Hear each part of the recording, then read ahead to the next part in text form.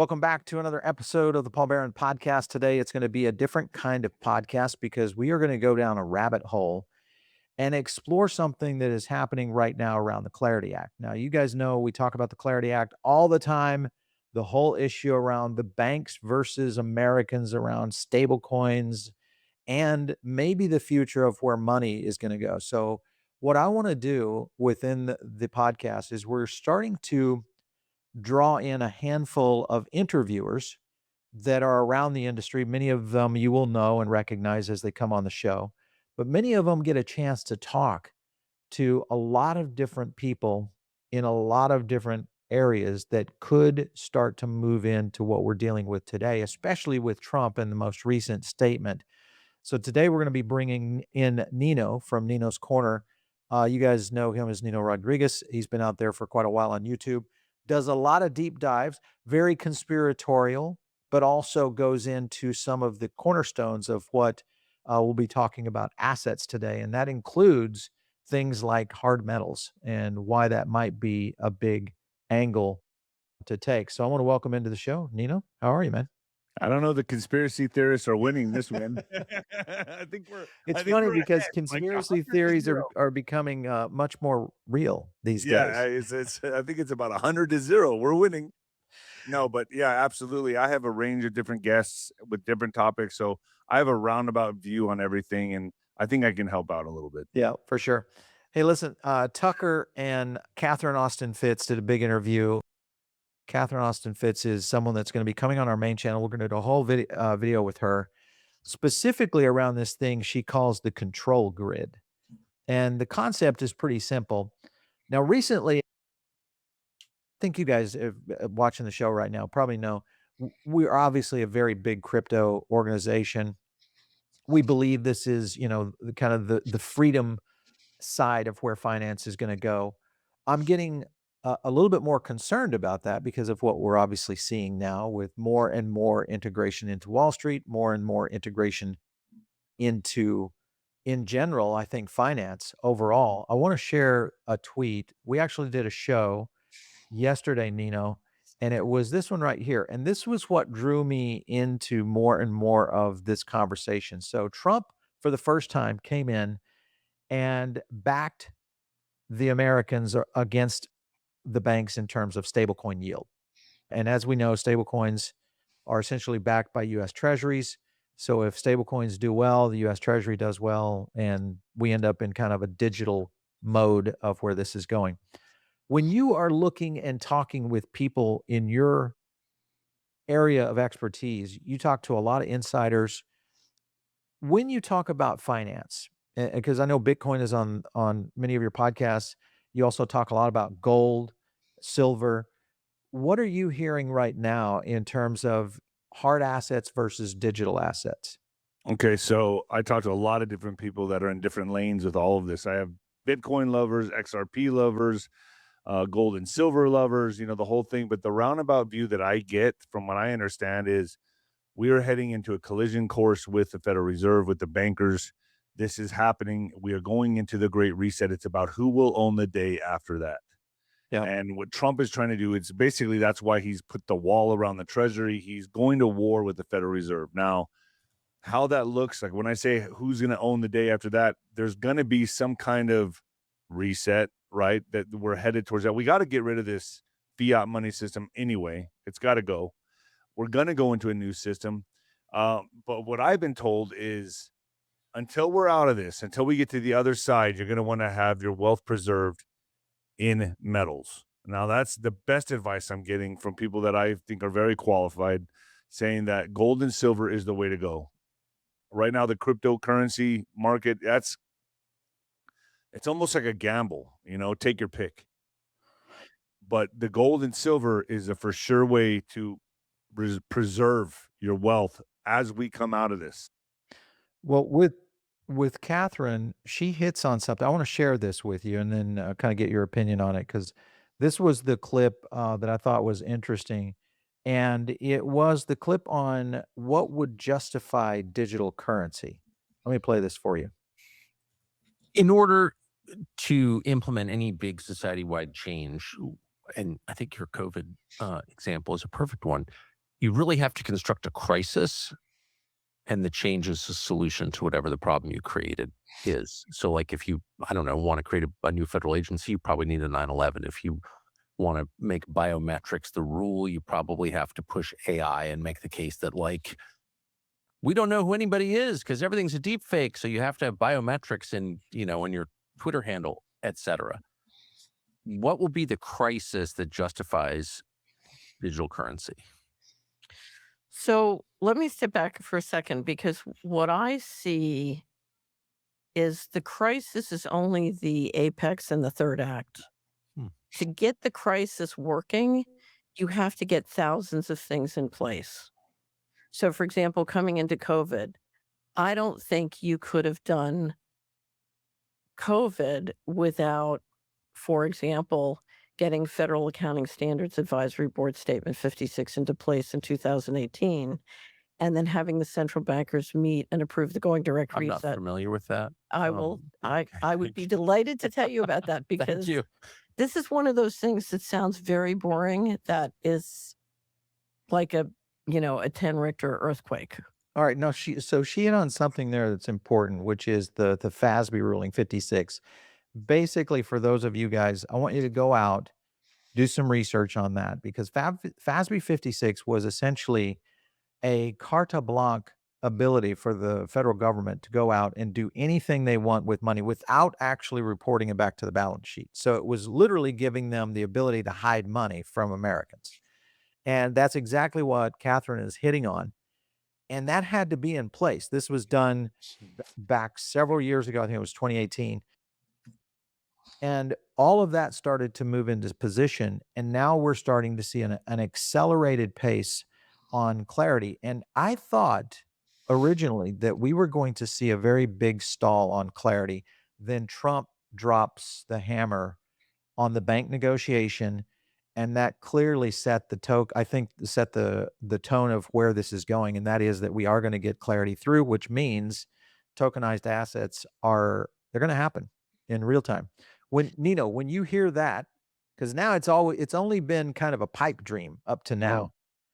And now we're actually seeing some of the inner workings that could pull the trigger, and Larry Fink may get his way to tokenize everything. What are you guys hearing when you think about tokenizing everything to the point where, are we talking about a social credit score? Are we talking about, freedom of movement based on money, programmable? That's exactly where the globalists want to go with this, right? The bankers, the cartel, right? That's exactly where they want to go with this, and that is the war at the core.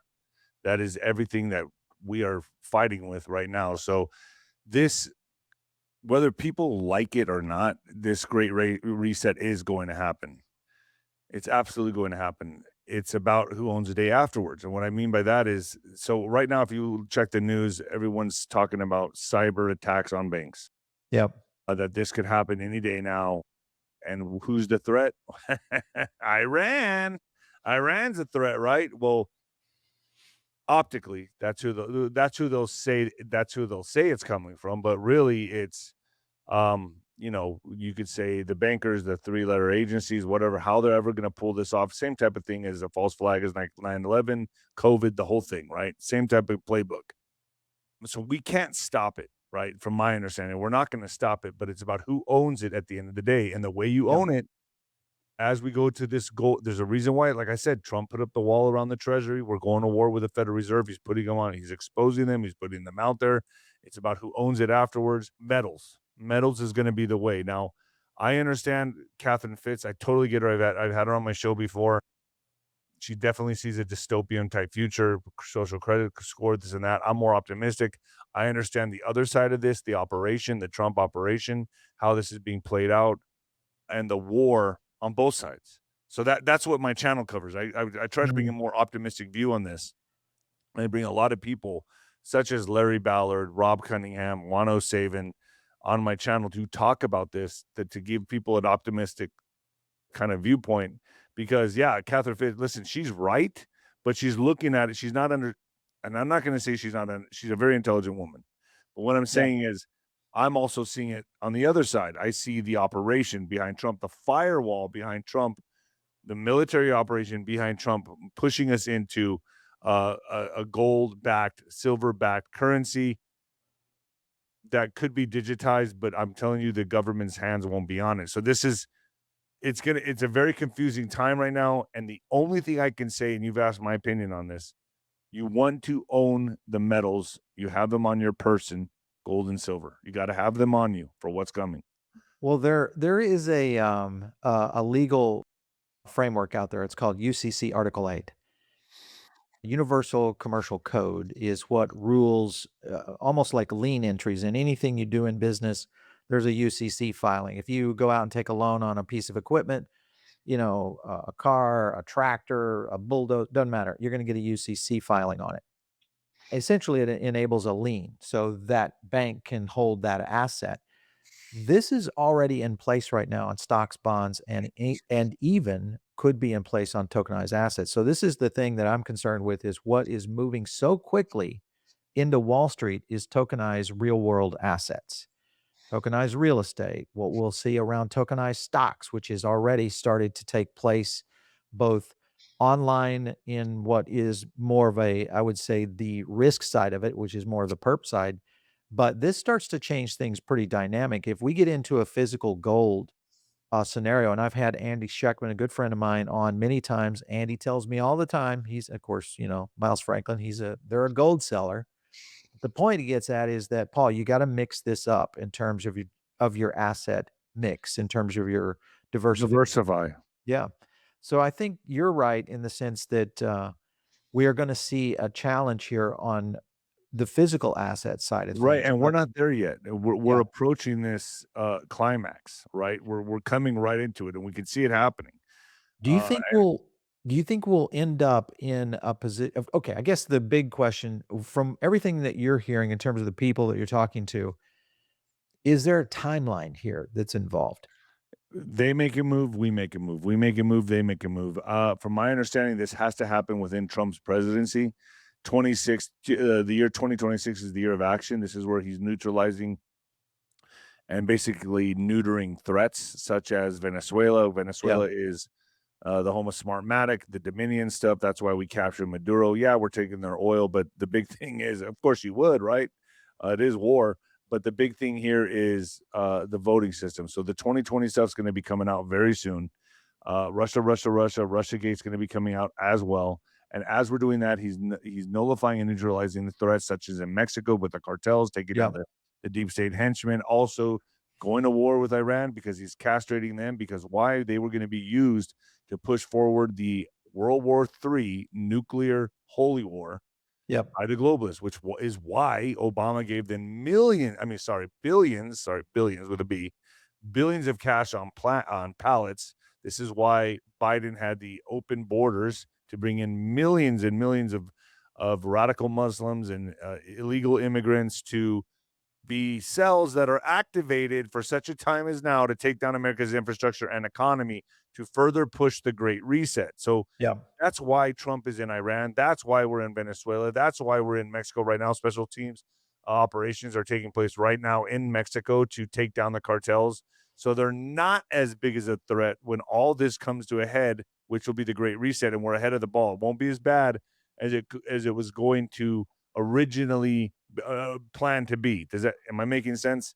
Yeah, absolutely. I've listened to Sean Ryan a lot about this in terms of things like Al-Qaeda infiltration here in the United States, and just how many potential risk level threats we have here in the U.S. Because those are the kind of things that can take down financial grids, because it's going to take down banking systems. Right, but that's also why we had the raids. Okay, so when ICE went in and started taking down, they weren't just blindly going into a Home Depot and taking down people that wanted to work on your yard. They went into down the hardened criminals, the violent criminals, the ones that they were all tracked and traced when they were brought in under the Biden, let's just call it the Biden regime.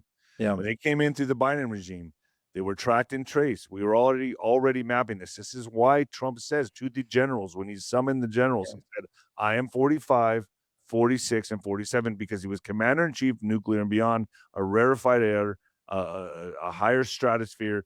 Biden was doing the administrative work or whatever, but Trump still held. The military did not recognize Biden as nuclear and beyond did not recognize Biden as president. Interesting. So this is people really need to understand this, and this is what my show's about. This is an operation. Yeah, And the core of it is the financial. Well, exactly. Control the money, control the people. Exactly. Control the 100%. money, control the people. I'm very optimistic on this. I do not believe, we are going into, I'll just call it what it is, the B system. I think, and I don't think Trump's kicking the can down the road. He's actually neutering the entire globalist plan. Right now, what we're watching is 2026, the year of action.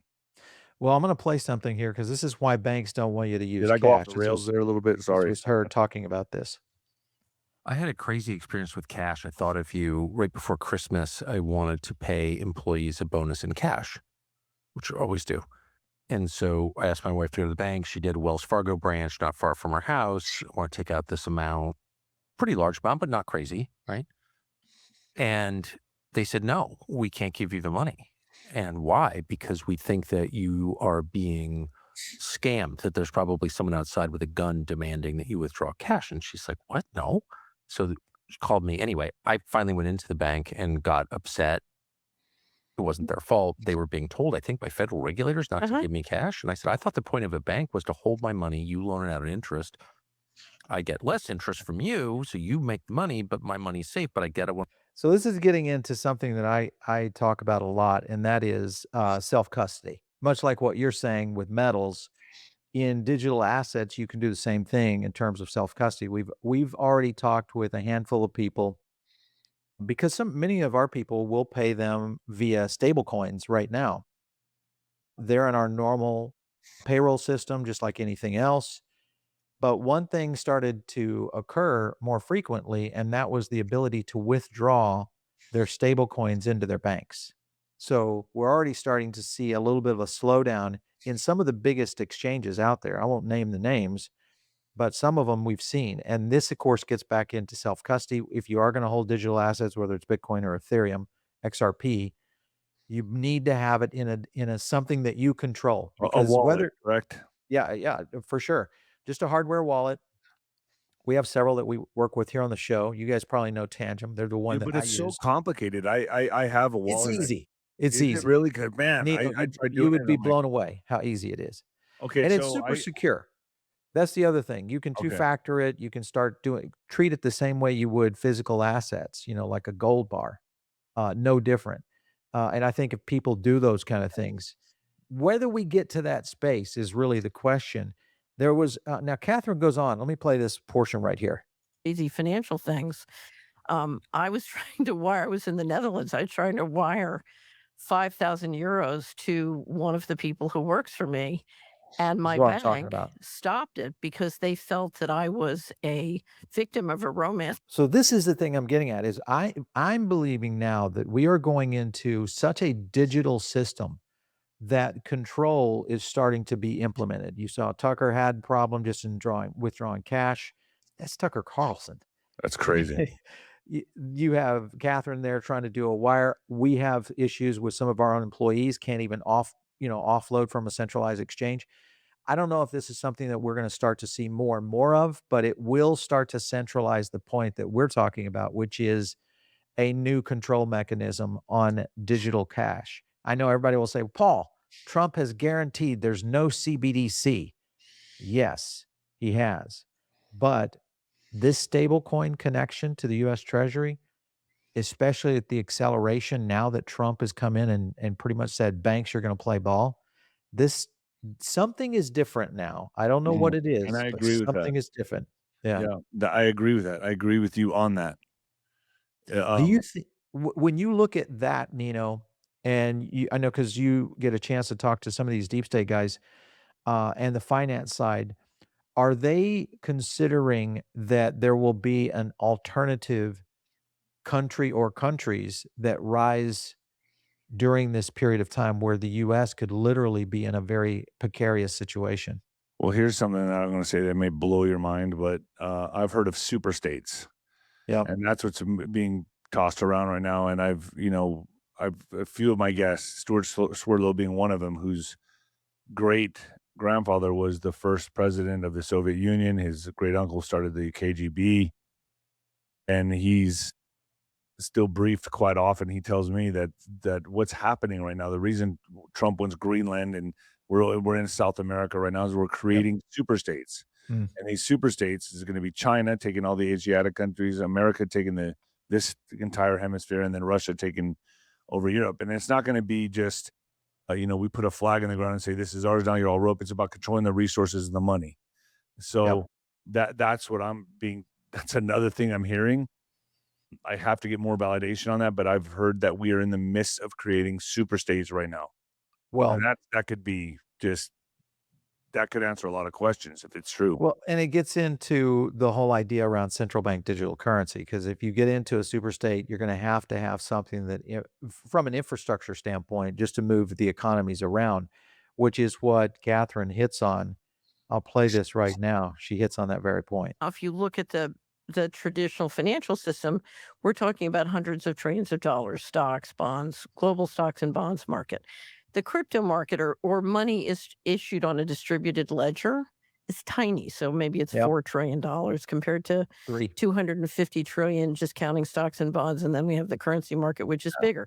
So most people in the traditional financial system look at the distributed ledger system and say, it's tiny, it's tokens.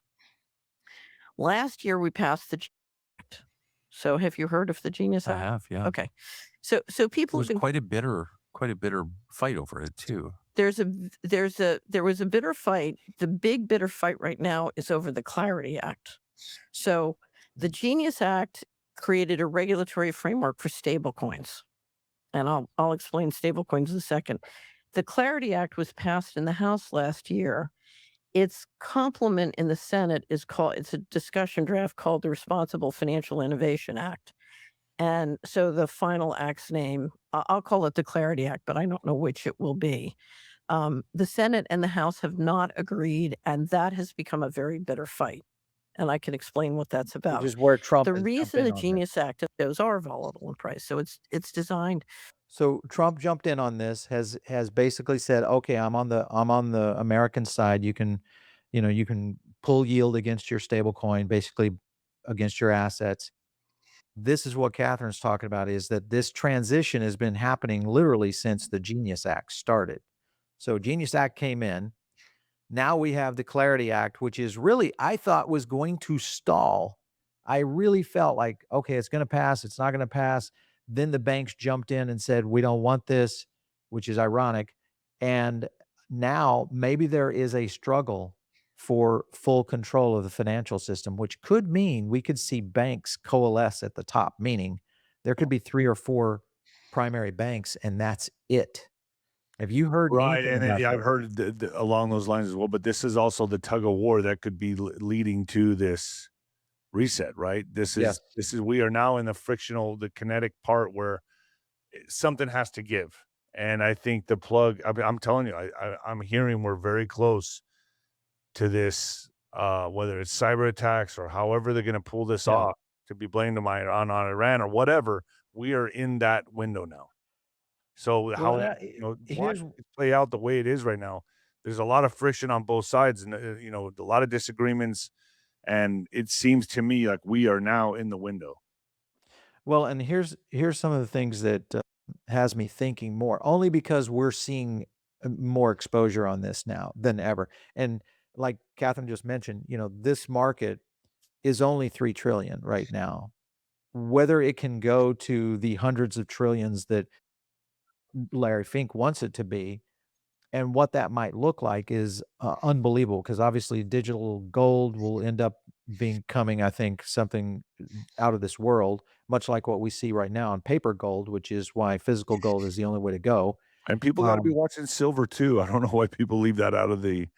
well, I think, now, when you're Yeah. up around $100 an ounce, you get to that point, it's a different game than when it was, $20 to $50 an My ounce. So understanding is the objective of the silver going up is to hit that sweet spot of 265 to 300 to where we bring back mining for silver in America.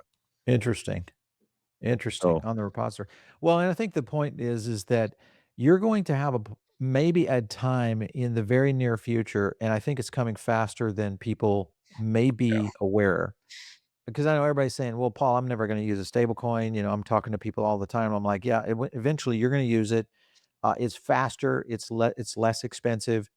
It's also, I think, when you look at the ability to control it, you don't have to have a bank as an intermediary to send it." Correct, and that's why XRP is so popular, correct? Exactly, same thing. So XRP, I mean, I have so many people that come on my program preaching XRP XRP, over yep. Bitcoin, over all the other coins.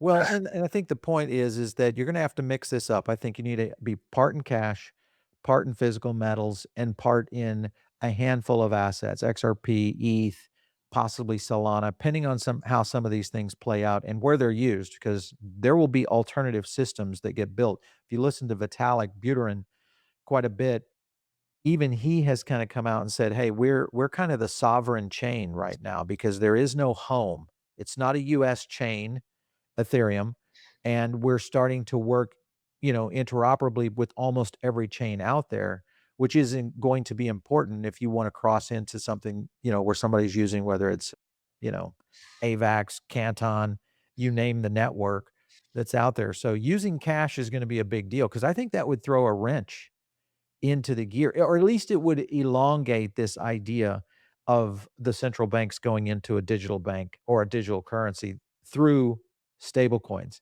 Are you hearing the cash of use or use of cash is the way to go here, or what do you think? Yeah, I heard that it'll be a temporary fix, but it won't last forever. So they're going to continue to push it, just Yeah, I mean, require it. right, but it won't last forever. Obviously, at some point, I think everything's going digital. Yeah, It's gonna be it's just that's just where we're headed, let's just be honest. yeah, It's gonna be about what's backing it, so that's why I say have gold and silver on you know, like, own it. Because we don't know how nobody knows, nobody has a crystal ball what the other side of this is gonna look like, and I'd be yeah, lying to you if I said that, we don't know, right? We're just trying to make sense of this, but from my understanding, the only safe route to go yes, I understand people wanna make money on their money, do all that, but the best investment to me right now with cash is gold and silver and have yeah. them on you. What is gold at right now? Almost 6,000, I think. Let me pull it. No, Silver's no, it's around 52, 53. I think. It's 52, back at 53. 5K. Yeah, Well, it's it'll back at it'll be going 5K. there soon. And then There it is, silver, right there. So you can what's see it the at? acceleration. I mean, look Yeah. at gold back in January of last year or January of this year. It was Jeez. sitting at $4,300. Golly, man. Can you imagine? I was That was buying in it when it was like January. but That's still, where at you are right when I was now. buying it, I felt like I was like, "God, it's That's 1,800?" 20% gain in, I mean, it's like a meme coin right now. That's insane. There is gold right there in August of 2025. What was it at right there? Right there, price in August of 2025 was $3,300. Wow. You're up 50% plus in less than a year.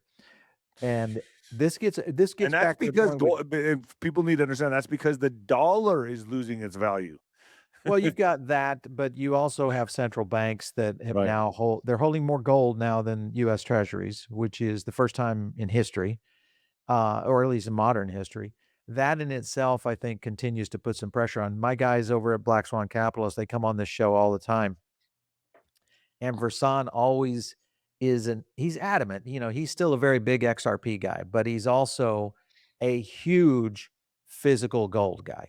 Absolutely Those are the believes. 2 things I'm into, XRP and gold and Yeah, gold, silver, and XRP. yeah. And he said those are gonna be God's money, and that's what we're gonna see, man.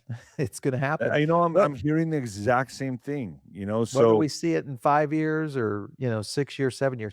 But the thing I'm getting at here is that you've got Catherine Fitz now on Tucker Carlson. That's I think the first time she's really been exposed to talk about this system that's that was a being. while back, wasn't it? No, it was just here recently. Has she been Yeah. on Tucker twice or just once? Previous, she was on there and, she was on there, but not talking about this. This happened just the other day, Oh, February 27th, wow, right there. wow. February 27th, right there, guys, just to give you an example. February 27th. Only 1 million views on this video right now. That's interesting. Yeah. On a Tucker video. And they're really going after Tucker right now, aren't they? So you can kind of see where some of this starts to kind of, which is why we're going to do stuff like this with guys like Nino, really dive into some of these things. Hopefully what this podcast will do is make you think a little differently about how to move forward. Hopefully it's going to get you prepared. And I think diversification is the only model to use. It's the only way. And this is something, as I said, we're going to be interviewing a lot of the interviewers who have been talking to people in the deep state, international finance, all over organizations out there that are possibly going to be part of this in the future in a very big way. So you guys stick around for that one and more. We're going to have Nino maybe back on the show to talk more about this later. Nino, it was great having you on the show, man. Paul, I appreciate it. Thank you so much for having me. It's an honor. Yeah. And whenever you want to have me again, I'll give you whatever. I'll drop whatever. The insight. Yeah. Well, you get some good guests, so you get a good trove of people trekking through there. It's a wide, the spectrum is wide, right, and long, and it's a sliding scale. But I got some goo birds, and I got some. But the good thing is, you know when to call them out. Yeah, yeah, without hurting their feelings, Yeah, I try to do get it where I'm like, oh, okay, so but you gotta, I feel like I gotta bring it all to my audience and let them decide for themselves. Yeah, bring in the reality side of things for sure. All right, you guys know what to do. Make sure and like and subscribe. Follow Nino over on Nino's Corner. You can do that over to his YouTube channel, Kicking It. And we will catch you next time. Stay safe out there.